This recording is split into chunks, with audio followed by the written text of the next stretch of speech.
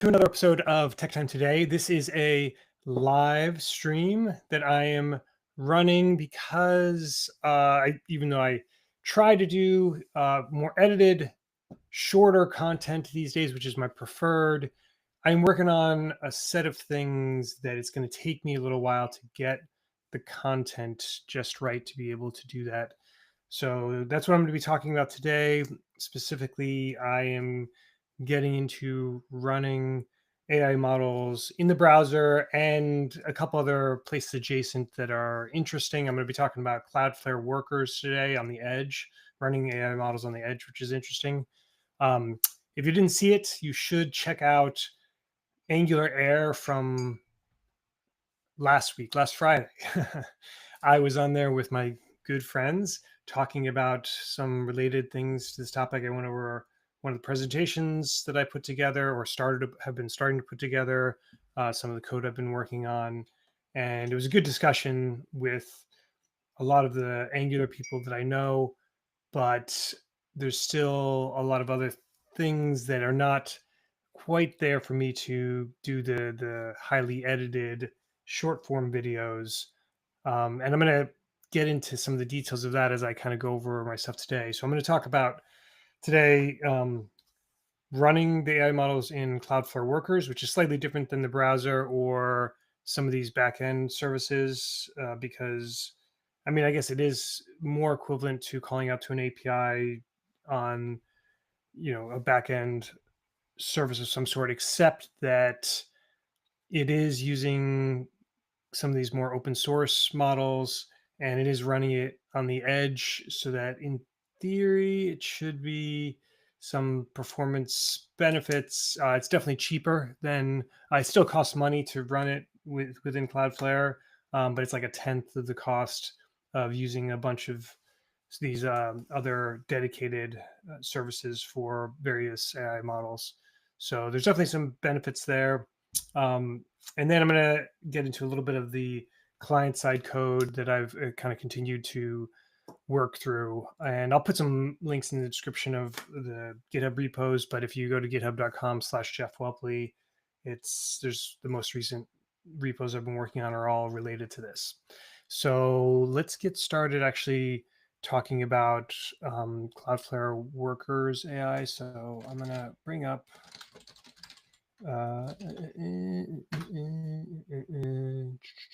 okay. Do you like the sounds that I'm making as transition as I bring up this screen? Okay. Yeah, I mean, it's just from the Cloudflare website, but it's just going over a little bit of what you can do with Cloudflare Workers AI. There is a playground. There's different pre-baked models that you can use. So last live stream, I went into, or I think the last one or the one before, I talked about Hugging Face, where there are a bunch of open source models that you can utilize.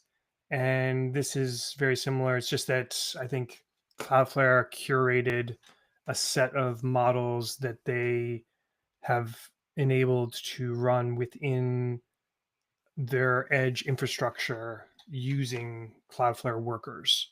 And I'm going to show you the code for that as an example. But it's actually pretty extensive as far as like, Hugging Face obviously has like the most pre-baked models out there. It's pretty diverse and all sorts of different things models for running in the browser, models for running in different environments. This is a more focused set, but it is still pretty large and has a lot of the stuff that you would want. So the thing that I'm going to talk about today is this Whisper model that I've been playing around with. And if you go to the documentation, okay, so this is the first interesting thing that I'll note is that, and I have an email out to some of the people I know from Cloudflare to try to talk about this because the documentation right now is pretty poor and it actually makes it super difficult for developers to utilize this. This is a seemingly simple, it should be a seemingly simple thing. They do have like an example code here of a worker using it, but this example code is of the worker grabbing a file and processing that file for transcriptions, which is different than sending in streaming audio, which is really what any. I mean, sure, there's after the fact transcriptions you might want to do, but a lot of the functionality for speech recognition is being able to do it live, being able to do it real time. And believe me, I'm not going to maybe go through every iteration I've gone through, but trying to take this and then relate that to figure out how to send in a live stream of audio as opposed to just a simple file is super annoying, and they don't give many details, especially, I mean, so just like for the input, for example, this is not a lot of information. I mean, sure, they say it's got to be an 8-bit unsigned integer. Doesn't talk anything about what encoding the audio has to be in, whether it's mono, stereo, if it matters, if there's any other sample rate that it has to be, whatever else. So you sort of have to guess at a lot of this, which is annoying. But I did finally get something working. So let me switch to that. Uh,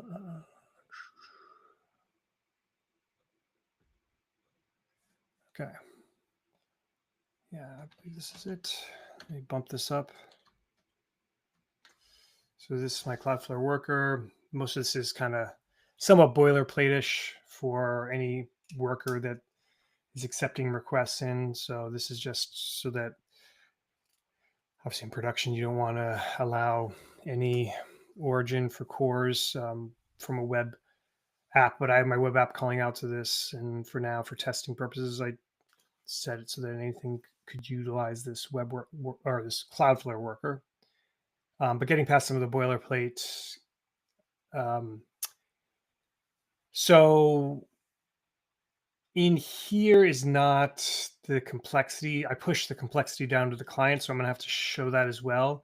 But in the payload, in the actual data that's sent to this Cloudflare worker, I have this audio chunk value. And basically, the only trick with this was I had to make sure that the audio chunk was in the right format to be able to be processed. And again, there's very little documentation, so I don't know if other formats may work, but the one and only way I found to do this is with this specific set of things. 16-bit PCM. I'll show you how to actually get that from audio. Wave encoding, 16 kilohertz sample rate, mono channel. Potentially the model supports stuff other than that. It is unclear to me how I would find that out. So that's once I hear back from my contact at Cloudflare about the ways to do this. I mean, I just showed you on the Cloudflare website. The one big difference with open source libraries that web developers are used to and using models is that you can't read the source code. Like even if the documentation is bad, I'm used to going into the actual source code itself to figure out how something should be used, but I don't quite know how to do that when it is one of these open models, especially even though it's saying it's OpenAI Whisper. I've tried to compare it to other stuff in Hugging Face to see like, oh, maybe if I can look on Hugging Face of the way that's being used, I can compare it. And I'm not quite sure how this compares to some of there is OpenAI Whisper models on Hugging Face, but it doesn't seem like it's the exact same thing. So once I figure that stuff out, I'll bring it up and I'll definitely include it in my final kind of really highly edited content of what the deal with that is. But yeah, I mean, once you have it in the right format, then it's easy. Then you just run the model and get back the transcription and send it back. The one other thing I have a question out to my Cloudflare contact about is that Right now, the constraints on how many times you can run these models is really tight. Perhaps they loosen it up for if you're on an enterprise plan or something like that. And it doesn't seem like there's any mechanism to easily change that through the UI, like through your dashboard on Cloudflare. So in cases like mine where I'm trying to stream audio and call this basically every second or every couple seconds, um, it just doesn't. It eventually starts erroring out because of you know the API constraints of not allowing you to call it that many times that quickly. So there's a way. There's got to be a way around that. Something to be aware of. But for cases where you just need to one-off call and use one of these models, yeah, it works really well. One last thing I want to share. So I'm gonna stop sharing this. Then,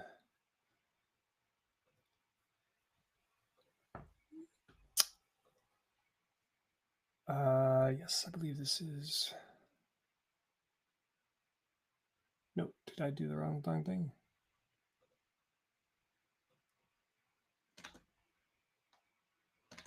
Yeah, okay, I got it. Okay, so I'm not going to go through all of my client-side code that I've been working on, but I want to focus on this one area, or maybe I will focus on just to quickly mention. So I in the last live stream I kind of went over some of this, the beginning part of this when I'm getting audio from the user's microphone, get user media. That should be familiar to a lot of web developers who try to get either video or audio from the user's device. So you have a media stream, and then in the audio context. So I mentioned kind of four things that have to be set in order for the model to be able to process it.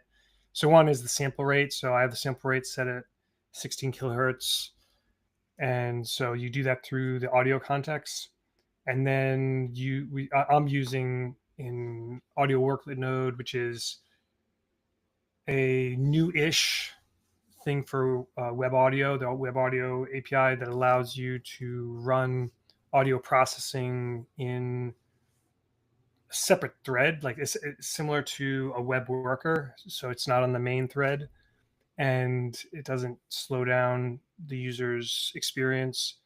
And so it will, I mean, this is actually pretty simple what it's doing here. Maybe it's overkill, but it's just taking this audio and getting it into some um, packets that we can then utilize.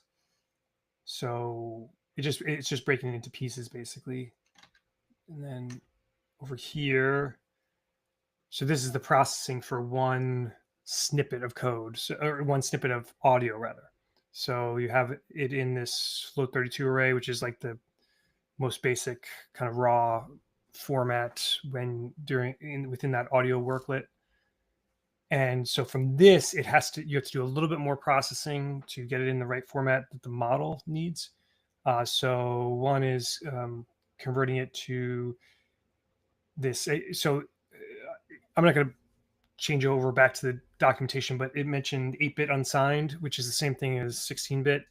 Um, so like basically the one thing it did tell you that you need to have it in, uh, that is covered here by converting this float 32 format to in 62 array.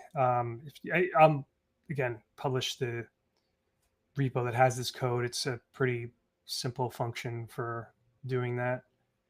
And then you have to encode it as a wave. So this actually thing was tripping me up for a while because then I had to actually look at the differences between some of the binary that was being sent to the model. And in the header, basically, I could see that it was looking for some, or at the very least, when it was a wave encoding, it would work. And when it wasn't, it wouldn't. And maybe there's other encodings as well in theory that the model will work with, but for sure this works. So this is again just some function that I messed around. I think I initially had this generated with Gemini, and then I messed around with it a little bit to get it tweak it to get it working. But it just encodes the audio snippet with the wave headers, and then turn it into a uint8 array. So just instead of a PCM 16-bit an unsigned 8-bit. So it's pretty basic conversion, and then you can send it over. Then it's all ready to be put into the model. So I'm sending it over to my worker, and then it just works.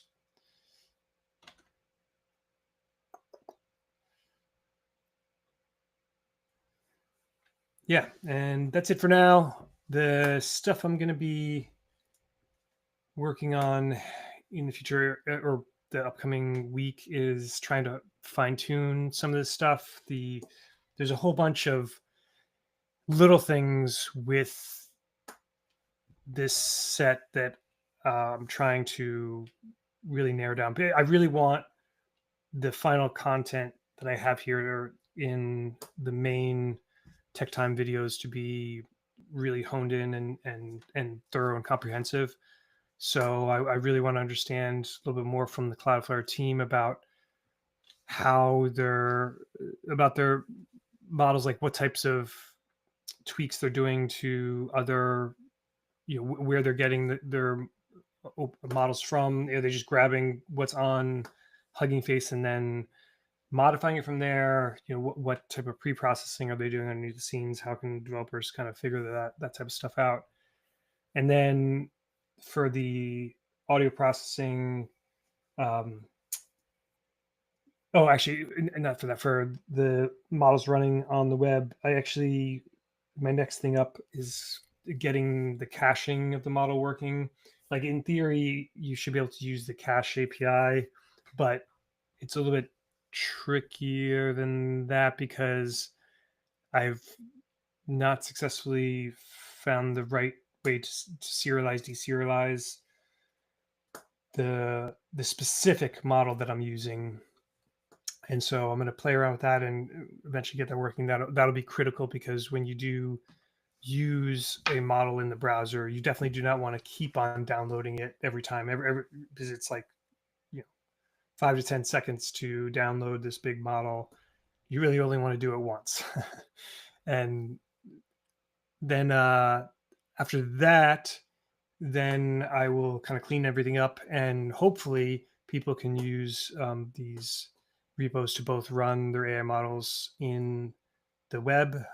And actually, I really want to set up something so that sort of example of good default in case, like, because there are a bunch of things that are requirements for running models on the web. So, having web GPU, for example, and being able to, if you are running some type of heavy processing um, piece, running it inside a web worker. Like, so actually for that, just the last note I'll mention and then close out is that I did, in our Get Human production app, I've been running some tracking with the many thousands of people that use Get Human to see what type of support that they would in theory have for some of these models. And actually it's pretty good. It's better than I thought.